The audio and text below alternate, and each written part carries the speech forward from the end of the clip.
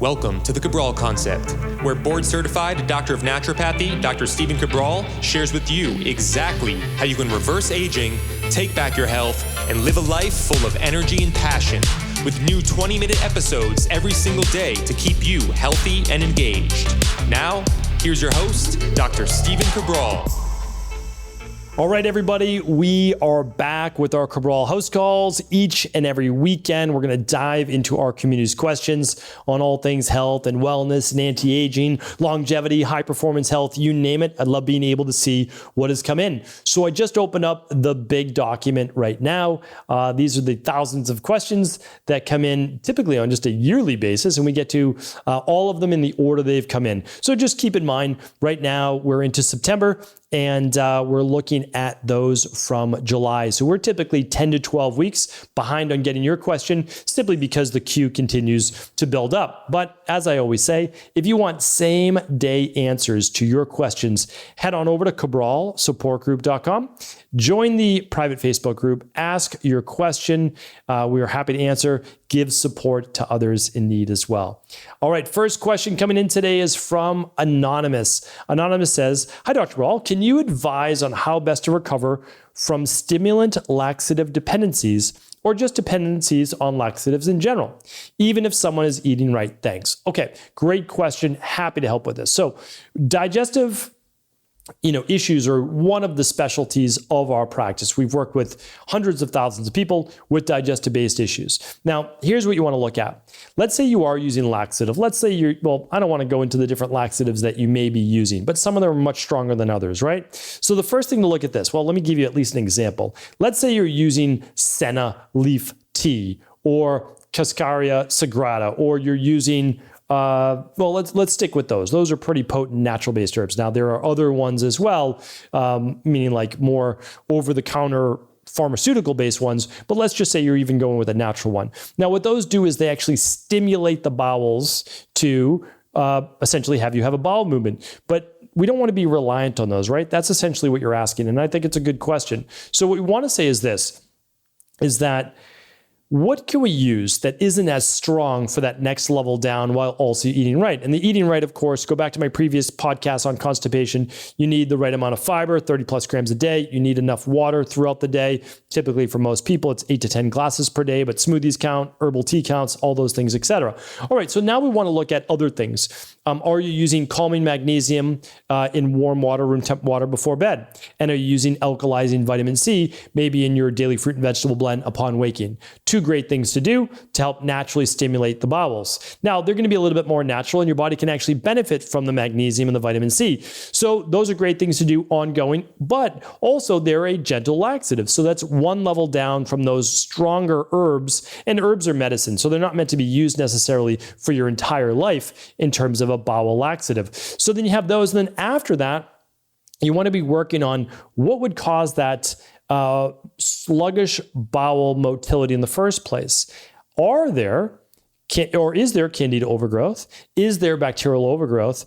Is there a lack of stomach acid? Like, what's going on there? And so what I would do is I would run the big three. So in addition to kind of working your way down to gentler laxatives that can also benefit the body, I would run the big three labs. Those are digestive labs, which is the Candida metabolic and vitamins test, the bacterial and parasite stool test, as well as the IgG food sensitivity test. Those things they test for can create inflammation in the gut, and you want to find out what those are. All right. And everything today will be at stephencabral.com/shop. That'll take you over to EcoLife. That's our virtual integrative health practice where we help people all over the world. And you never have to purchase anything there, but you can at least see what we use. And then you could work with a local naturopathic doctor or integrative health practitioner. If you don't want to work with us, that's totally fine. That's not why I do what I do. All right. Lara is up next.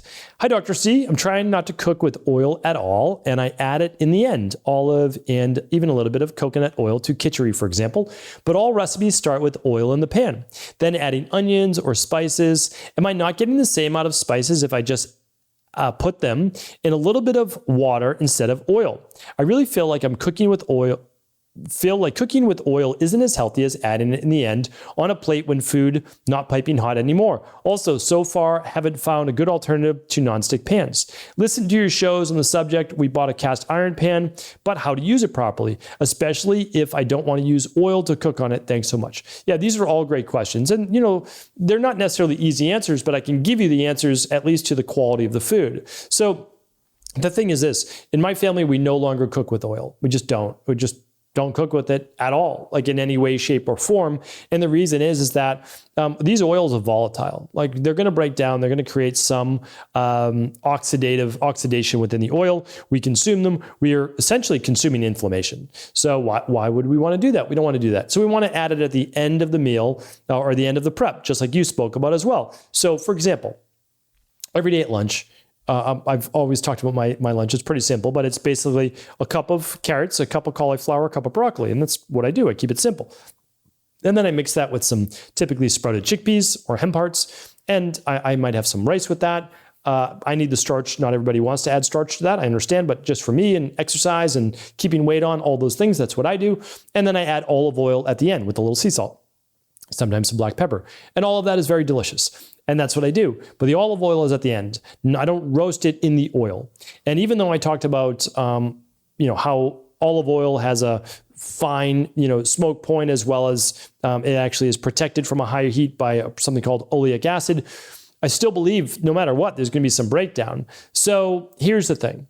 Your spices, you're still going to get all of the benefit. And people say, well, some of the oil brings out the absorbability. Yeah, I don't disagree with that, but you're getting oil with your meal as well. And so just keep in mind, if you're adding the oregano and thyme or garlic and onions, all those things, you can add them. You can cook with them. That's the thing. If you need to cut up the garlic and put it in, mix it in, it's a little bit of a different story. Could you do it with a little water in the beginning? Sure. But if not, yeah, you might do it on a low heat. You might mix in a little bit of oil. We just choose not to do that anymore. We can just saute the garlic. You can saute the onions in a little bit of just wet pan and without it burning. And that's totally fine. You don't have to add the oil. You can. And if you add garlic to it, believe it or not, it actually protects the oil. And that's why, again, in old Italian families like I came from and Portuguese, they'll do a little olive oil and they'll add garlic to it, maybe even a lemon or other things as well. And what happens is the garlic, which has its own antioxidants, also protects the oil on a low heat. So you can do that. It's not that you can't. So that's that. Nonstick pans. I give all of my resources for pans and cooking at stevencabral.com/resources. So that's where I would check those out. But we don't use any nonstick pans, which are literally toxic and can cause cancer. All right. Lara's up. Lara says, hi, me again. All right. Another question from Lara. Have you ever talked about wild teasel and its tincture? Here in Europe, it's used to combat Borrelia bacteria from Lyme disease, especially if it was never diagnosed, but the bacteria has been in the body for years, wreaking havoc. I know most of the products are based on herbs. Let's see. What do you think about using wild teasel for getting rid of Borrelia? Thank you. You're amazing. I'm so grateful to have found you. Thank you, Lara. Appreciate you. It says, oh, almost forgot. Found out about Borrelia at Bioresonance Full Body Diagnostics. I asked her in the end how my candida parasites and heavy metals were, not telling her I was doing your protocols in October until now. She said that strangely, none of them are a problem, considering other people have them higher. So thank you for developing them. Our pleasure. Thank you very much for writing in. We appreciate you. Okay, so interesting, very interesting, but I've never heard about wild teasel. I've never heard the name. I've studied herbology quite a bit. Maybe it's called a different name in Ayurvedic medicine or traditional Chinese medicine, but I've never heard the word wild teasel before. It's a fun name. I just don't know it. And so we don't use that for Borrelia. So what we look at is, and I have a whole protocol, so why don't I do this? I'm going to point you to my exact protocol. If you go to Stephen Cabral, if you go to stevencabral.com/podcasts, you're going to be able to find my search box. And so the easiest thing that you can do is use that search box to type in any of your keywords. So I'm going to type in this one. It's called tick bite. And or you can type in tick bite protocol, because I can't say Lyme disease because that's a diagnosed disease. And the first thing that pops up is my tick bite and Lyme protocol. And that's 1572. So if you go to stevencabral.com/1572, you'll be able to find it. And let's see here. We're actually not supposed to link these two products, so we're going to have to take those away from the hyperlinks, but it will tell you all the different products that we use for tick bites. All right. We don't provide any medical advice. We don't provide any medical diagnosis, medical treatment plans, or medical cures of any kind, but this is what we do in natural health. All right. So hopefully that was helpful. All right. Let's check out the next question. Let's see. From Danielle. Hi, Stephen. I would just like to say you are very inspiring, and your transparency definitely sets you apart from a lot of people in this industry. Thank you, Danielle. I was curious about your thoughts on Celsius energy drink. I'm aware of the artificial sweetener sucralose in it, but what are your thoughts regarding the message they have? They say the green tea with EGCG, ginger, and I think that's supposed to say guarana seeds turn on thermogenesis and boost metabolic rate. I usually drink it while I'm still fasting before my workout and wanted to hear your thoughts. I'm 23 years old, been able to get away with it this far. I bet a lot of people are curious because Celsius has been on a huge rise in the fitness industry, and I know a lot of people that consume it under the name or under the same circumstances. Thanks. Okay, so you know what? I'm going to do a Friday review on Celsius. I think it's a good idea for me to do. What I will share with you is this, because you asked, and so I'm going to share quick thoughts right now. But I'll go through the whole nutritional profile on a Friday review. I need to grab a pen in a second to actually make that note. So here's the thing. I do not recommend the product, and it's not that I think that they're a bad product or anything like that. It's just you have to understand is that it's super convenient, it's easy, it's on the go, so I get it. All right, so I understand that. The problem is this, that in general, there's a few things that I have issues with basically like sodas or energy drinks on the go. First, they almost all have 200 to 300 milligrams of caffeine. Celsius is no different.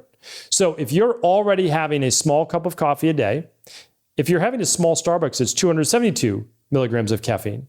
Now you add this, you're up to 572 or 672, 600, 700 milligrams of caffeine a day. Okay, the safe allotment of caffeine is about 200 milligrams, 300 milligrams maximum. All these young people are getting away with it, but they're burning out their adrenals, their thyroid, their hormones, doing horrendous things to their sleep and much more. And they're pushing through when they wouldn't be able to push through. So that's the main reason why I can't recommend energy drinks in general. The second is that the B vitamins they use, although it's legitimate in Celsius, they have legitimate B vitamins, but the problem is that they're using the very inexpensive forms. I don't love putting those in the body. They're not necessarily bioidentical. Okay, the last part that you asked about the EGCG, ginger, and all that I can agree with. You know, there's actually some benefits to those things, but no way they're outweighed by the others. Now, if you want some natural caffeine and you want a natural pre-workout, you can use matcha, organic matcha green tea powder. Now you get a way higher dose of EGCG. You get a little bit of natural caffeine, about 44 milligrams only.